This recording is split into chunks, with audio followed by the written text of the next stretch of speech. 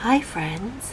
With summertime on its way, it's time to build your summer reading list. Sometimes I get overwhelmed with so many options out there. How do you decide what to read next? Today I'm going to share some tips to help you pick your next great read.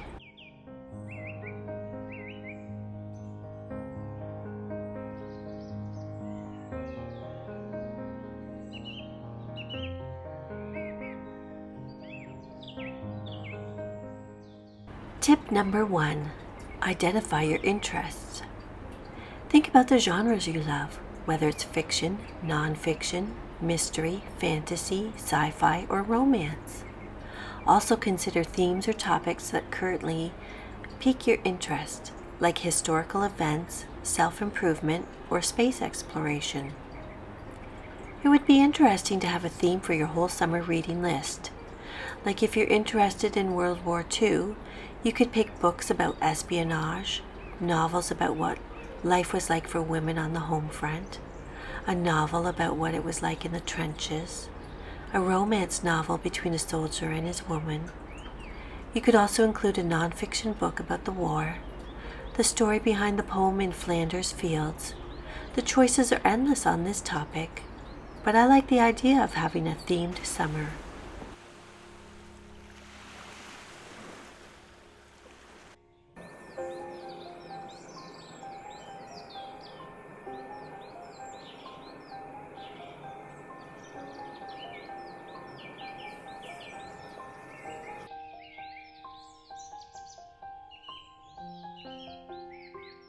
Tip number 2. Consider your mood. Are you in the mood for something light and fun, or something deep and thought-provoking? Your current mood can heavily influence your reading experience. If you're in the mood for light and fun, you could consider an all-romance novel summer, but put a twist on it. You could choose books from different time periods, like what were romance novels like in the 60s, the 70s, the 80s.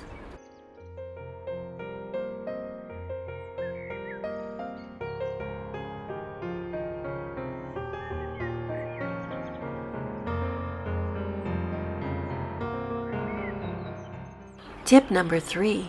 Set your goals. What do you want to get out of your next book? Are you looking to learn something new, escape reality, or get inspired? How about considering an all-biography summer?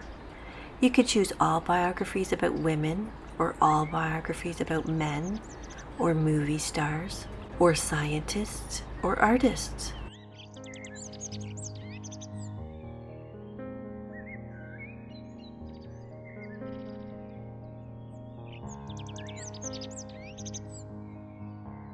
Tip number 4. Check recommendations. Ask friends and family or dive into online communities like Goodreads or book forums. You'd be surprised at how many great recommendations you can find from fellow book enthusiasts. With the To Be Read planner pages I have created, there's a spot for you to write why you want to read the book. So if you get a great recommendation, you can jot down that Aunt Nancy said this was an insightful book about feminism in the 70s.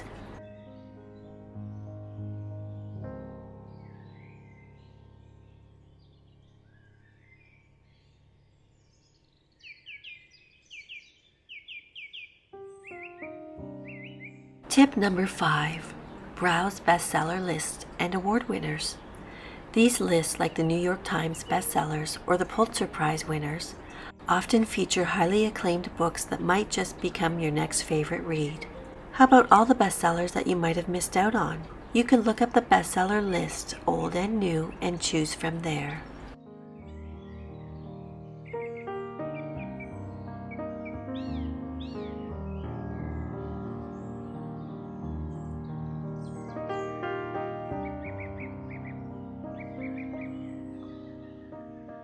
Tip number 6. Read reviews and summaries. Platforms like Goodreads and Amazon have plenty of reviews. Reading a few can give you a sense of whether the book will suit your taste. When I'm searching for books at the online bookstore, I definitely skip down to what the people have said about the book. It feels like a friend giving you their latest book advice.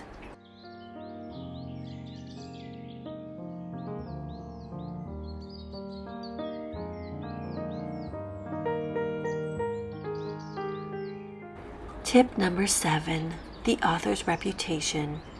If you've loved books by certain authors in the past, see if they have new releases or other works you haven't explored yet. This is a good one that I have done in the past.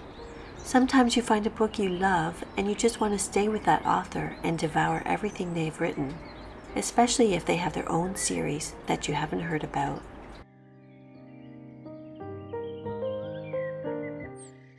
Tip number 8, sample the book. Read the first few pages or a sample chapter. Sometimes you'll know within a few pages if the book is for you. Once in a while I will do this just to get a sense of the author's writing style.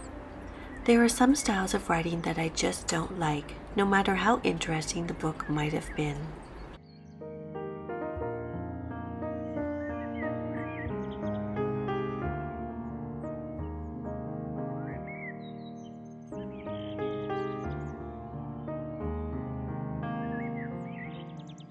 Tip number 9, consider the length. Think about how much time you have.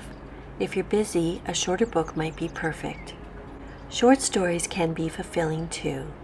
Some short story authors are Ernest Hemingway, Alice Munro, Flannery O'Connor, William Faulkner, and Jack London.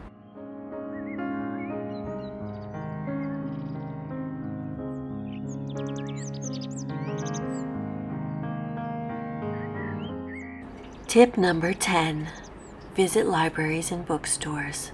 Spend some time browsing. Sometimes a book cover or a random flip through its pages can catch your interest. I know when I'm totally lost, I love looking at the cover of a book to help me choose. But I definitely have to have a look inside, because a beautiful outside does not always mean a good inside.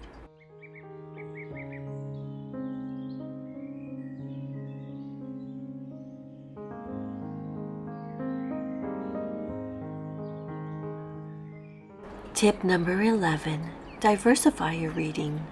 Challenge yourself to read different genres or authors from different cultures. It's a great way to broaden your horizons.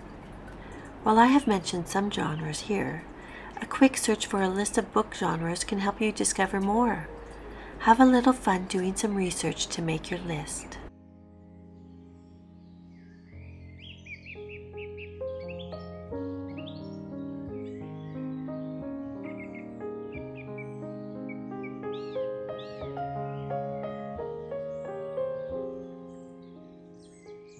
Tip number 12, reflect on past reads. Think about what you liked or disliked about books you've read recently. Use those insights to guide your next choice and to remember authors that you have enjoyed in the past to find your next book. So there you have it, 12 tips to help you choose your next book. Also, please consider visiting my shop to get the to-be-read list that I've created here for you.